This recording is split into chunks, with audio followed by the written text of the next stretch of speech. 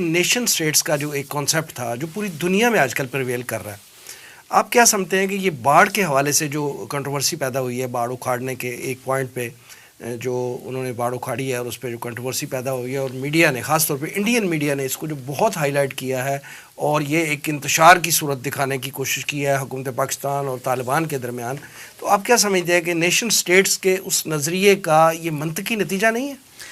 وسیم صاحب، اصل میں یہ سوال ایسا ہے کہ اس کے اندر ہمیں نیشن سٹیٹس کے حوالے سے کیوں مارز وجود میں آئیں، ایک پوری ان کا فلسفہ اور تاریخ ہے اس کے پیچھے، اس کا بھی ہمیں ذکر کرنا ضروری ہے۔ اور معاملہ صرف یہ پاکستان اور افغانستان یا پاکستان کی حکومت اور افغان طالبان کی حکومت تک محدود نہیں ہے۔ جب ہم کشیدگی کی بات کرتے ہیں، آپ دیکھتے ہیں کہ مسلم ممالک جو ہیں اکثر جب نیشن سٹیٹس کے وجود میں آنے کے بعد ہم نے یہ دیکھا کہ وہ جو ایک ہے نا کہ اشداء علی الکفار رحماء بینہم، وہ والا معاملہ ختم ہونا شروع ہو گیا۔ یعنی کہ جو کہ مسلمانوں کا ایک طرح رہا کرتا تھا، ایک طریقہ کار رہا کرتا تھا، اس کی بجائے آپس میں بھیڑنا شروع ہو گئے بہت زیادہ۔ اگر آپ تاریخ میں دیکھتے ہیں تو 16ویں صدی میں آپ کو سب سے پہلے یہ دکھائی دیتا ہے کہ یورپ کے اندر خاص طور پہ برطانیہ جو کہ اس کو لیڈ کر رہا تھا، وہاں پہ لبرلزم کا جو نظریہ ہے وہ پروان چڑھا، اور وہاں پہ ان کے فلسفی، بے شمار فلسفی جن کے نام آپ گنا سکتے ہیں، جان لاک تھا اس کے اندر، ہابس تھا، ایمینوئل کینٹ اس کے اندر آیا، پھر جان سٹیورٹ مل وغیرہ جتنے بھی آپ لینے، پھر فرینچ ریولوشن کے اندر روسو وغیرہ، یہ پورے نظریات تھے، اور نظریے کی بنیاد پر انہوں نے پھر اسی نظریے کو جب ارتقا دی تو نظریے سے بڑھ کر یہ ان کے انفرادی اور اجتماعی زندگی کے نظام بننا شروع ہو گئے۔ یعنی انہوں نے سیاسی نظام بھی اپنا اسی کی بنیاد پر رکھنا شروع کر دیا، معاشی نظام، معاشرتی نظام، تعلیمی نظام، ان کا جو عدالتی نظام، ان کا انتظامی نظام تھا، جو بین الاقوامی امور سے متعلق نظام تھا۔ تو لبرلزم کے ساتھ ہیڈونزم، اس کے بعد آپ کو پھر یوٹیلیٹیرینزم نظر آتی ہے، اسی کے اندر کلونیلزم، پھر کیپٹلزم، فیمنزم، تمام ہر قسم کے نظام جو ہے انہوں نے وہ قائم کرنا شروع کر دیے۔ ہوا یہ کہ جس وقت یہ مغربی تہذیب جسے ہم کہہ سکتے ہیں سیکولرزم اور لبرلزم کی تہذیب اپنے عروج کی طرف بڑھ رہی تھی، مسلم تہذیب یا مسلم خلافت جو تھی وہ اپنے زوال کی طرف جا رہی تھی۔ اور یہ سلطنت عثمانیہ میں ہمیں نظر آتا ہے، اس کی مثال میں آپ کو دے سکتا ہوں کہ 1839 میں سلطنت عثمانیہ، وہاں پہ یہ ایک فیصلہ کر دیا گیا کہ اب عدالتوں میں شریعت کی بنیاد پر فیصلے نہیں کیے جائیں گے۔ تو یہ مطلب ایک داغ بیل پڑنا شروع ہوگی نیشن سٹیٹس کی اسی وقت سے۔ ایک اپنے عروج کی طرف جا رہا ہے، دوسرا زوال کی طرف جا رہا ہے۔ ایک اجتماعیت پر قائم تھا، دوسرا انفرادیت کے اوپر قائم، اور وہ اپنی جگہ لینے کی کوشش کر رہا ہے۔ اور پھر ہم دیکھتے ہیں کہ جب برطانیہ میں پہلے بل آف رائٹس سامنے آیا، پھر آپ کو فرینچ ریولوشن نظر آتا ہے، پھر امریکہ کی ڈکلیریشن آف انڈیپینڈنس نظر آتی ہے، اور اس کے فوراً بعد پھر ہم دیکھتے ہیں یا کچھ عرصے کے بعد آپ کہہ سکتے ہیں کہ معاملات یہاں تک بڑھتے گئے کہ پہلی جنگ عظیم سامنے آ گئی۔ اور پہلی جنگ عظیم میں جب سلطنت عثمانیہ کو شکست ہوئی، سلطنت عثمانیہ کا خاتمہ ہوا 1924 میں، تو عین اسی دن 40 نیشن سٹیٹس وجود میں آ گئیں۔ ان میں سے ایک مثال اناطولیہ جو سلطنت عثمانیہ کا علاقہ ہوا کرتا تھا، وہ ترکی بن گیا۔ اب یہ جو سارے معاملات ہوئے تو مغرب کا جو سیکولر لبرل نظام تھا وہ دین کے طور پہ پوری دنیا میں نافذ ہو گیا، جس کا مطلب سیاسی نظام بھی ان کا، معاشی نظام بھی ان کا، عدالتی، اور پھر باقی جو ان سب سے ہٹ کر سماجی نظام اور جو معاشرتی نظام ہوتا ہے وہ بھی انہی کا ہی رائج ہونا شروع ہو گیا۔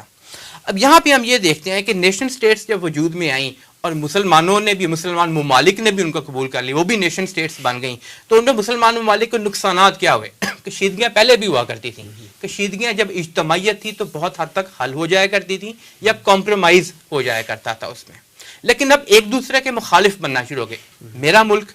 تمہارا ملک۔ جب میرا اور تمہارا ملک کی بات آتی ہے تو کشیدگی بڑھنا چاہیے، وہاں پھر جو ایک نظریہ ہے اسلام کا اور مسلمان ہونے کا وہ پسے پشت ڈال دیا جاتا ہے۔ اب دیکھیے کہ اس کی وجہ سے ایک تو دین کا تصور لوگوں کے ذہن سے آہستہ آہستہ محو ہونا شروع ہو گیا کہ اسلام صرف مذہب ہی نہیں، ایک دین بھی ہے۔ ساتھ یہ کہ جو خلافت اور جہاد کا ایک کانسیپٹ ہوا کرتا تھا وہ بھی لوگوں کے ذہن سے محو کر دیا گیا، کروا دیا گیا یا ہو گیا، بلکہ بدنام کر دیا گیا۔ اب تو ہم اپنی جو بالکل ریسنٹ پاسٹ میں دیکھتے ہیں اور اس وقت جو ہو رہا ہے وہ تو بدنام ہو گیا، اور اس میں مسلمانوں کو بھی یوز کیا گیا، داعش کے ایگزامپل آپ کے سامنے ہے، بدنام کرنے کے لیے۔ اور یہ کہ قرآن سے دوری اور حضور صلی اللہ علیہ وسلم کے ساتھ جو تعلق ہے اس کو کمزور کرنے کی پوری کوشش کی گئی۔ اور پھر یہ کہ ممالک جب اپنا اپنا سوچنا شروع کر دیتے ہیں، سب سے پہلے پاکستان، جس سے مراد یہ کہ چاہے میری سرزمین سے 57,000 مرتبہ یہاں سے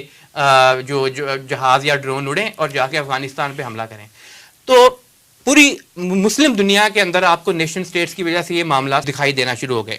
غیروں کا نظام جب ہم نے مکمل طور پہ اپنا لیا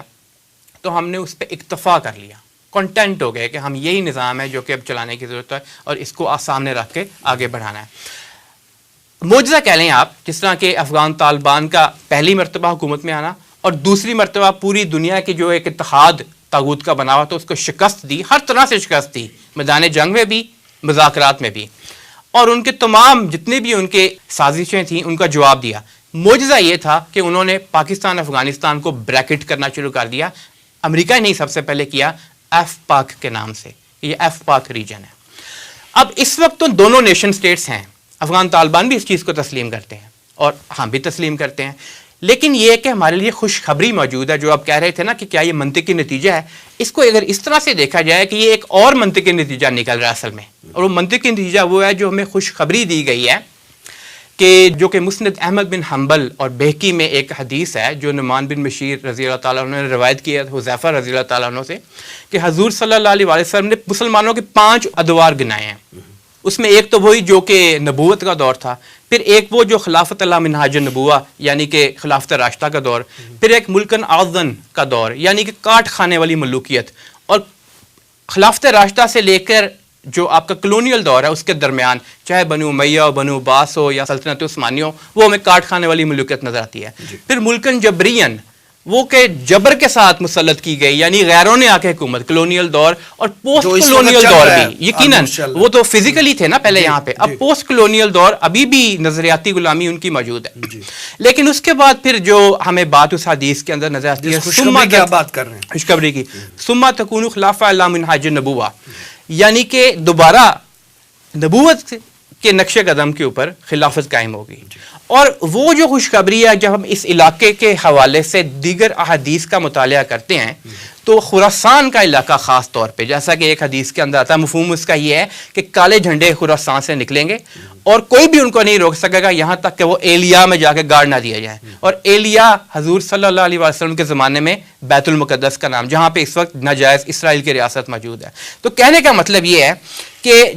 اس وقت کرنے کا اصل کام پھر ہمارا کیا بنتا ہے, جس طرح اقبال نے کہا تھا نا کہ ایک ہو مسلم حرم کی پاسبانی کے لیے, نیل کے ساحل سے لے کر تا بخاک کاشغر. تو ہمیں اصل میں ایک پورا وہ نظام نیشن سٹیٹس کو ختم کرنے کے لیے ایک نظام کے بارے میں سب سے پہلے تو ادراک ہونے کی ضرورت ہے کہ یہ ایک ہمارا فرض بھی بنتا ہے کہ ہم اس کے لیے جدوجہد کریں کہ ایک نظام خلافت دوبارہ قائم کرنا ہے. اور پھر یہ کہ اس کے لیے جدوجہد کرنا سٹارٹ کریں. جب اس کے لیے جدوجہد کرنا شروع کریں گے تو اللہ تعالیٰ کی مدد بھی شامل حال ہوگی ہمارے. اور پھر یہ کہ جس طرح اقبال نے کہا تھا نا کہ یہ چمن معمور ہوگا نغمہ توحید سے. بہرحال یہ وہ نیشن سٹیٹ کا پورا کانسیپٹ جو ہے اس وقت تو موجود ہے, لیکن انشاءاللہ العزیز مستقبل میں خلافت ہی اس کی جگہ لے گی, اس کو ریپلیس کرے گی. موجودہ دور میں اگر ہم دیکھیں تو دیوار برلن بھی جو ہے وہ اس کی ایک مثال ہو سکتی ہے جی. کہ اگر آپ کے حالات نارملائز ہو جائیں, 2 اسٹیٹس کے درمیان حالات نارملائز ہو جائیں, چیزیں آئیڈیلی چلنا شروع ہو جائیں تو دیوار گر سکتی ہے. یہ تو پھر ایک فینس ہے. جی بالکل, یہ تو اور اس کو مطلب جو ہے آسانی سے گرایا جا سکتا ہے.